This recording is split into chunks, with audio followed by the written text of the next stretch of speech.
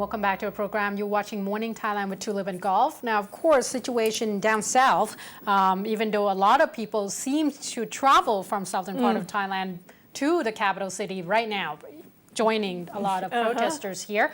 There has been reports still of the flood that still ravages the area down south, in particularly a lot of places. Now they say that in Nakhon Ratchasima province in particular, especially in the Nopitham district, there has been a report already that the flood has already ravaged the bridge that a lot of people were used to cross the area and connected two districts together. At this point, it has been cut off, and they say that the concrete bridge that actually Nakhon Si Thammarat, excuse me. They also talk about the Sichon district as well and Nopitham. Of course, this is down south. So once again, Nakhon Si Thammarat province, they say that at this point in the area, just Nakhon Si Thammarat alone, they have already announced that 22 districts out of 23 districts are the disaster zone. So I think it's safe to say that Nakhon Si Thammarat is now under flood because 22 out of 23, so it's only one district left that pretty much has not been declared a disaster zone. And they say that at this point, the government is trying their best to provide a little bit more help in terms of a bearing bridge and such, but they say that one of the bridge, especially the one in Sichon district of the Khao Noi sub-district that were broken, the villagers say that is due to the fact that the constructors did not properly build the bridge itself. So they're going to have to look into that as well, whether or not the corruption is actually in sight.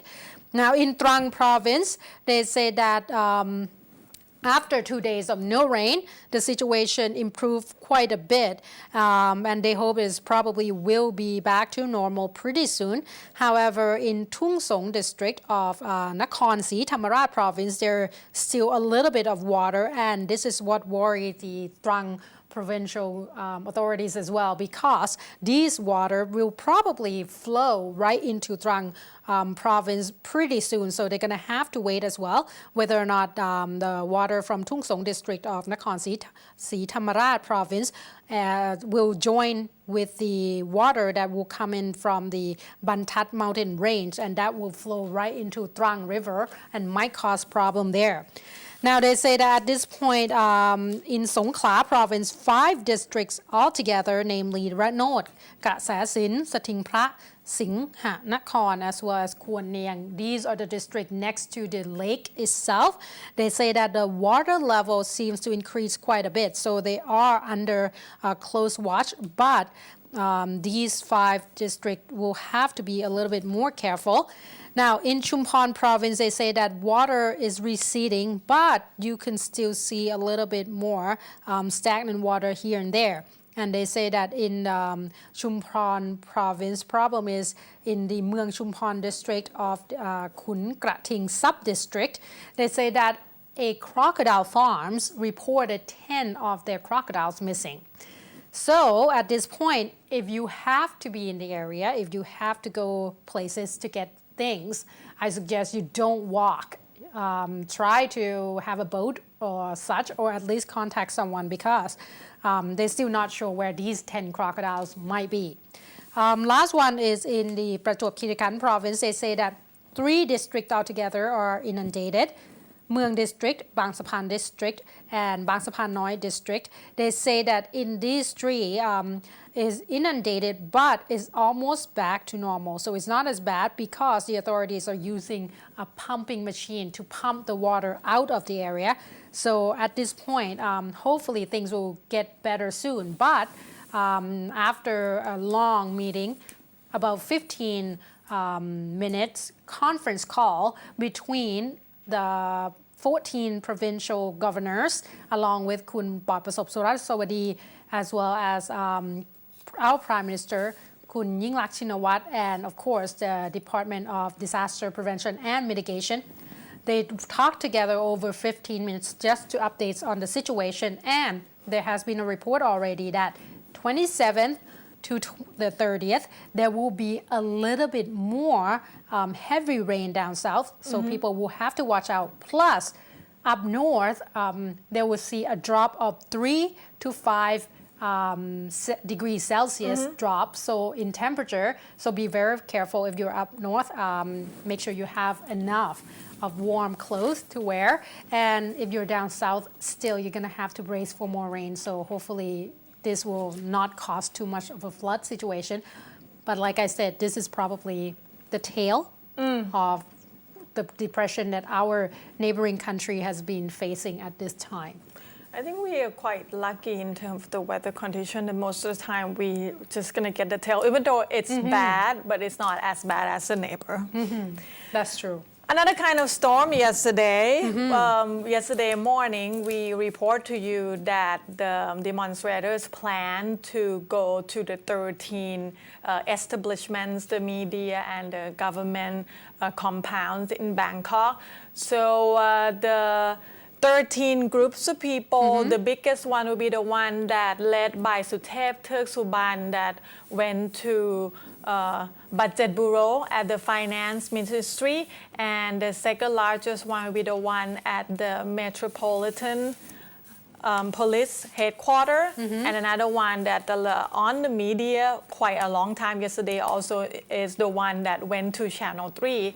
So let's start with the rest. We already told you about it yesterday. They went as planned. They went to the Army headquarters. They went to the Air Force headquarters. They went to the Navy headquarters.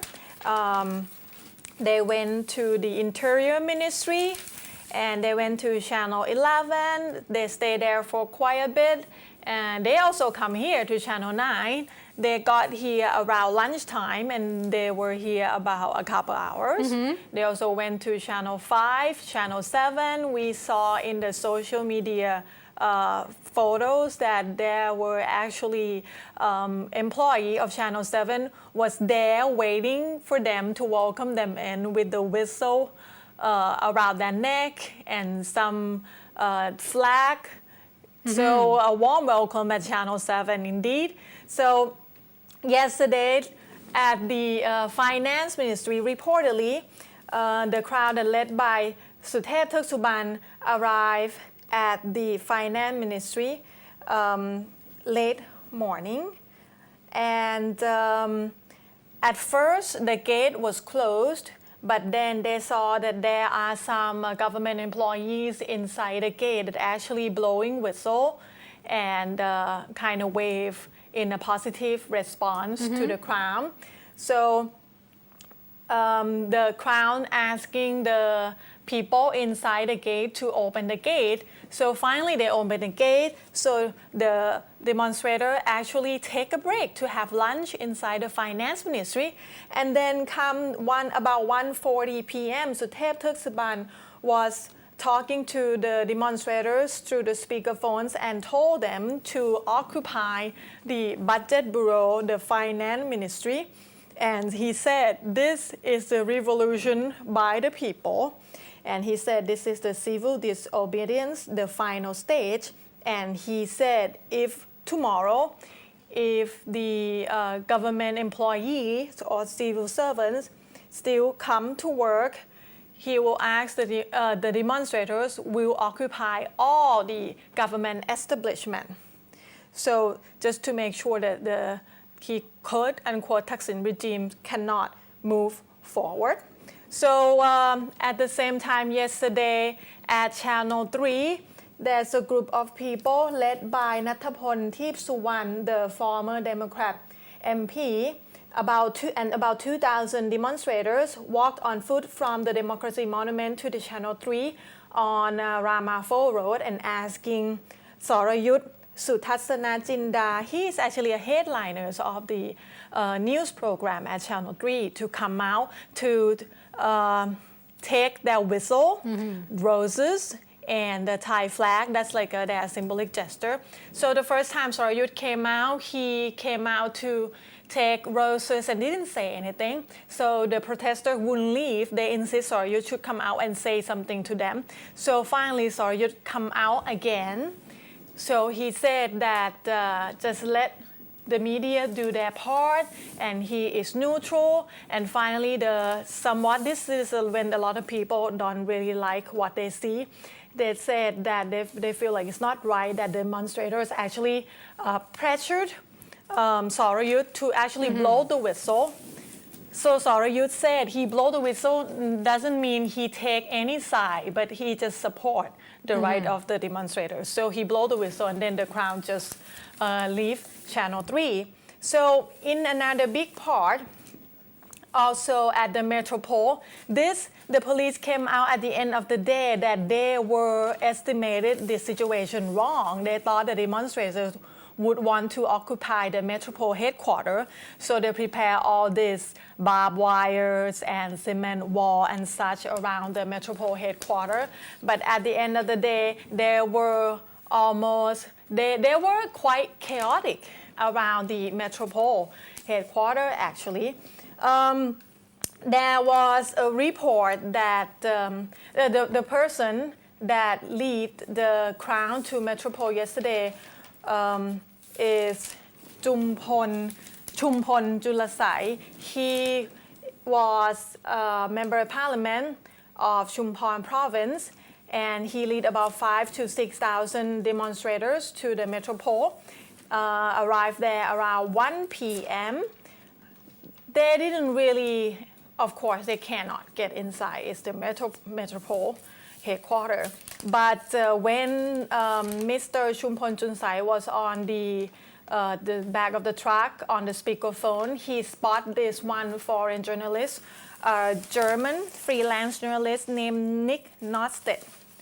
And he recognized this guy, that he is the reporter that actually writes some article that he believes is biased. So he said on the speakerphone that this is the red shirt reporters, take him out. So, the crowd not too happy with the media already, and obviously they are not prone to red shirts. So when the leader of the demonstrators said this reporter, even though this guy wear the green press armband, people suddenly, this is what Mr. Nick Nostick told the press and the police, suddenly people just, come to him and punch him in the face, and he said he couldn't feel anything. So he got rescued by the crowd control police, got checked up at the police hospital. Good thing is it's nothing serious for the injury, but his camera got damaged, but he already notified the police to press charges to the demonstrators.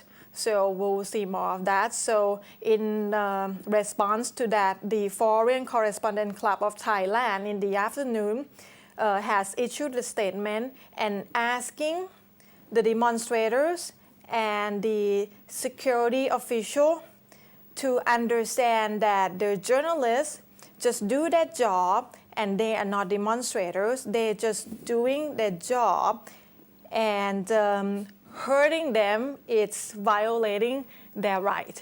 So normally we don't really hear much of the Foreign Correspondent Club of Thailand come out and say anything much. Well, the thing is, it shouldn't get to the point where you use violence to begin with. Right. First thing. The second thing is, a lot of reporters are going to have to be in the area, and we know that it's dangerous already just to be in the area. So to be fair, if the red shirts or the supporter of government would like to be there to get some reporting as well, that cannot be a bad thing, because we want news from both sides and both points of views and such. And hurting the person that you believe don't like you is not going to really help anything any better. So another group yesterday that called themselves the Student and People Army for Thailand Reform at Nang Leung. Normally they station at Nang Leung area. At the end of the day, they said they're gonna go join Suthep Crown at Finance Ministry somehow on the way, they stop at the finance ministry and they're starting to ask, should we take a break around here? And suddenly they decide that they will stay overnight at the Foreign Affairs Ministry. But this is already the working hour. So last night they able to broke in the fence at the Foreign Affairs Ministry and able to occupy the Foreign Affairs building also. So at the end of the day, last night, 2 buildings was occupied. At first, there was going to be another one at the Public Relations Department because Suthep has asked for volunteers for about 500-600 people to go occupy the Public Relations Department that's nearby to the Finance Ministry. But the demonstrators were unable to get inside the building, so finally they come back to the Finance Ministry and back to join with the Crown at the Budget Bureau Finance Ministry with Suthep. So before we wrap up this news, it's just so many details. Mr. Suthep, at the end of the day, he gave out the press conference at the Finance Ministry, and he said, "This is not for Democrat Party. This is for the people. This is not done by the party. This is done by the people." And he asked people nationwide to occupy the government establishment just to show their power as a civil disobedience today. So I don't know if there will be any more occupying today. Okay. But I think the police and the government official is being in full force in terms of prevention, just to make sure that it won't go as bad as Mr. Suthep said, or the government establishment in Thailand. That's going to take a lot of people. A lot to update, that's for sure, because a lot happened. Now, moving on to another side of, I guess, the spectrum. The red shirts, at this point, they are staying at the Rajamankala Stadium, and they say that they will not walk from there, which is probably a good thing at this point because the situation will not look good at all. And they say that at this point, yesterday at about 6 p.m., Kun Thida Thawanset, one of the core leader, has came out and pretty much blamed Kun Suthep Theuksubban, the core leader of the anti-government protesters, of destroying democracy. And she said that first thing first, she would like to blame Kun Suthep Theuksubban as well as all the core leaders that joined this particular anti-government and barred them as terrorists as well as the people of treason. So they are not very happy with them, obviously. Secondly, they are talking about the fact that government should do something to those people who pretty much taking over all the civil organizations or the state headquarters. Something should be done against them. Now, thirdly, she talks about the fact that this is not a topple of the government or Thaksin regime, but is more like a topple of democracy itself.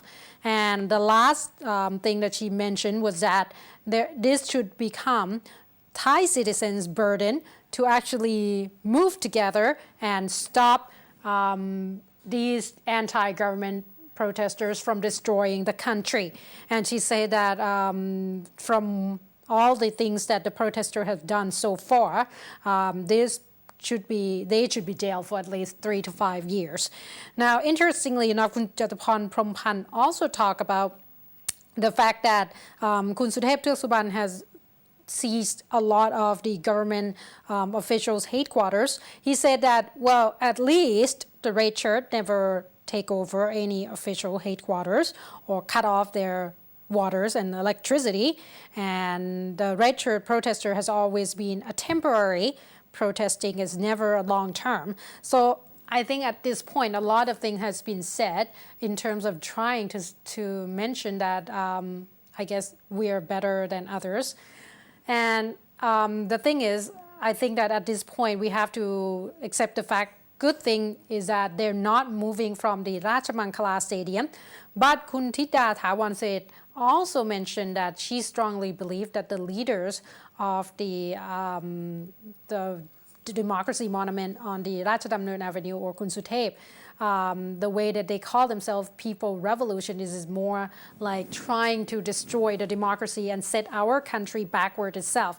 So overall, I think the red shirts right now, what they're trying to do is supporting the government to the fullest, saying that this is the government that comes from the election. It is democratically right in terms of the government itself. However, they did say that, they more or less asking more people who support the government to actually take it into as their burden to make sure that they stop these people. So I think the last word is a little bit more worrisome because that's almost like inviting more people to, being a little bit more open and in terms of their political views, which is fine as long as it stay a view. Right, Instead of right. turn it into violence. As long as it doesn't get physical. Exactly. Flying of words is still okay, I would say. You Right. can yell at each other, but as soon as you start to attack, that's when it's not good. Right.